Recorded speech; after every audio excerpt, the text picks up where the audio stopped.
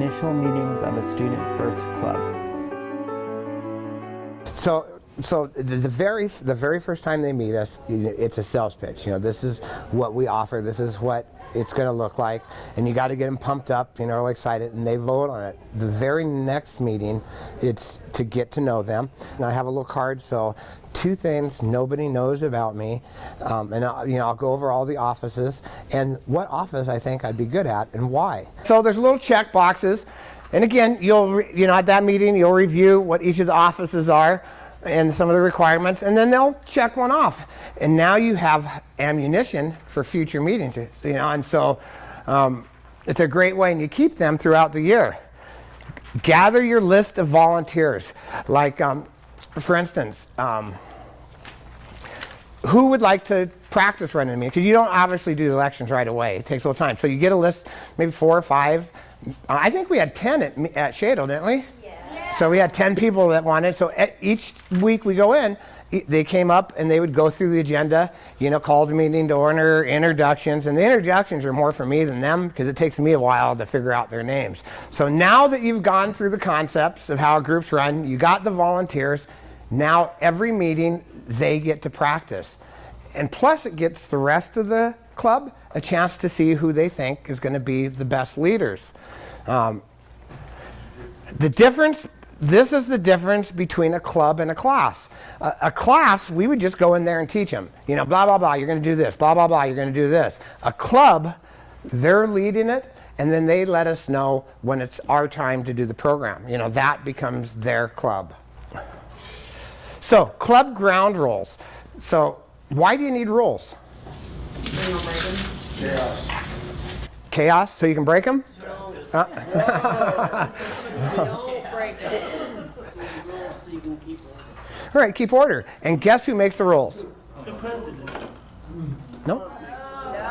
The club makes the rules. And we when we explain the rules to them, we call the school the country, because you got to live by the country's rules.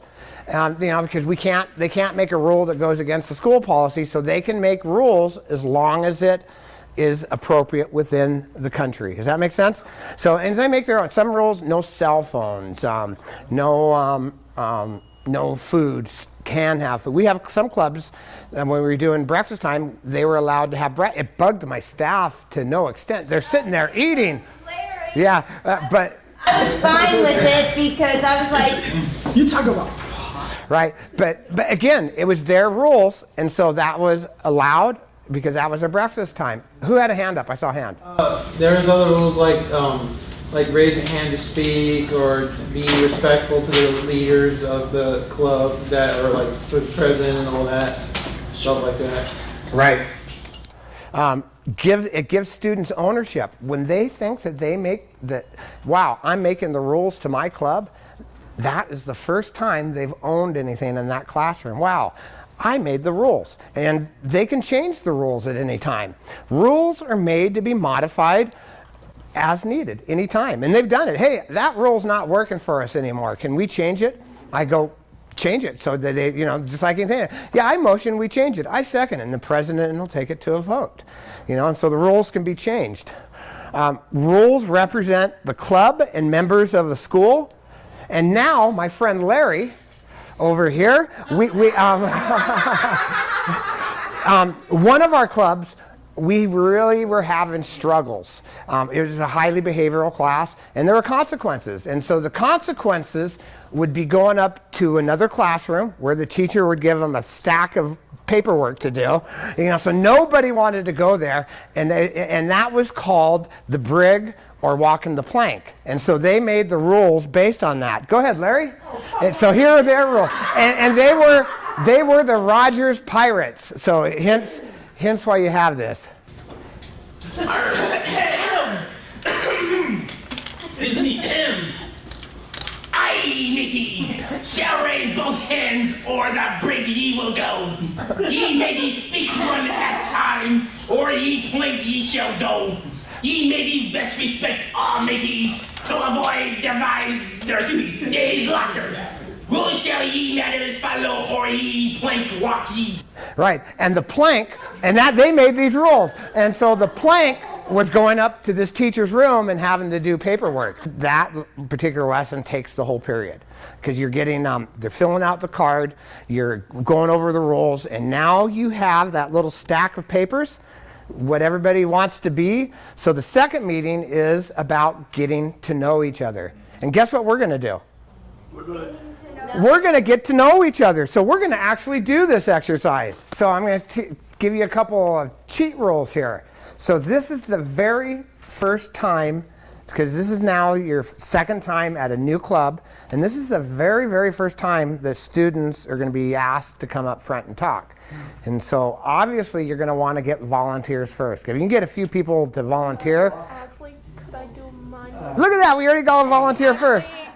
Hey, my name is Gail Fichette, also from Coeur d'Alene. And the one thing I want to change is stop fighting with my brother. And the age group I want to work with, well, with 18 and plus.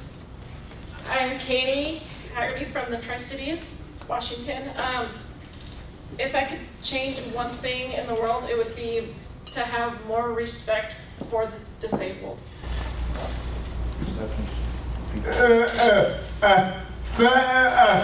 The one thing that changed about the world would be the acceptance of people with disabilities worldwide. I'm Noah, and I live in Olympia, Washington. I heard about Student First from my colleagues and friends.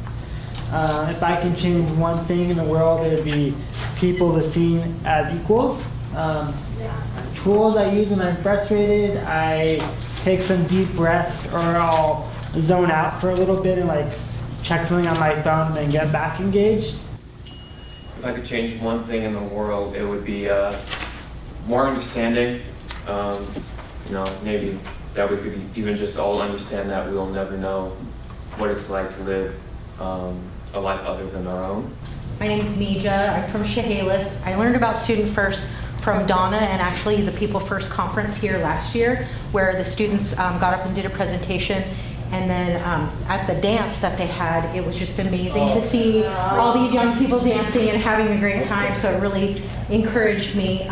Things you need to know about me: I laugh when I get nervous, which is not very helpful sometimes. I get hangry, so if I get hungry, I get angry. And then don't ever use the R word around me, because I will correct you. Tools I use when I get upset or frustrated: I stop and think about what the outcome I need is versus what I want right now. So do you guys see how that gets people connected? You know, your second day in the class. And if you look in your handout, it's a lot. The questions for students are different, but it gets them connected. And you see how that got anyone feel nervous to come up here and talk? Only one, two, three, four. So getting them come up talk, you'd be surprised within a few times how much confidence that builds in people. And if you can get up and talk in front of your classroom, you can certainly talk in front of an employer. You can certainly talk one-on-one to a residential provider. And so if you can conquer a crowd, you can conquer one-on-one, piece of cake. At that point, we start getting volunteers to practice running the meeting, going through the agenda. I call the meeting to order. Minutes to last meeting, old business, new business, and then that way they get a chance to explore. It usually takes a couple months of exploring that, and then you do elections. The election process should be a fun process. People will nominate. Here's kind of how it works. Say, I nominate George to be our president. Somebody will second it. He's now going to be an official nominee. Doesn't mean we're doing elections today, but he's now nominated for president. And one of my theories is that in a classroom, to have everybody run for an office. Everybody. It don't always work that way, but that's in my mindset. Everybody's going to run for an office because that's what leadership's all about, trying to run for an office. So we have them do campaign posters. Because remember, if they're part of the ASB, then they post them in the hallways and so forth. And they get to come up and talk about their campaign posters. They have campaign tools, and they have a lot. That's a whole class having them do a campaign poster. Vote. I can't think. And they're so much more clever than I am. Vote for me. And then they'll make it rhyme. Okay. So they'll make it rhyme. They do incredible campaign posters, incredible art. They post them through the hallways. We go take pictures of it. They do a great campaign speech. You know, some students, you can tell who put a lot of effort into their campaign speech. All the candidates will give their speech because otherwise they're voting for their friends, right? You know, they'll pre-select. So they wait until the speeches are done. And we emphasize, vote for the person who you think is going to represent your club the best and make the best officer, not vote for your best friend.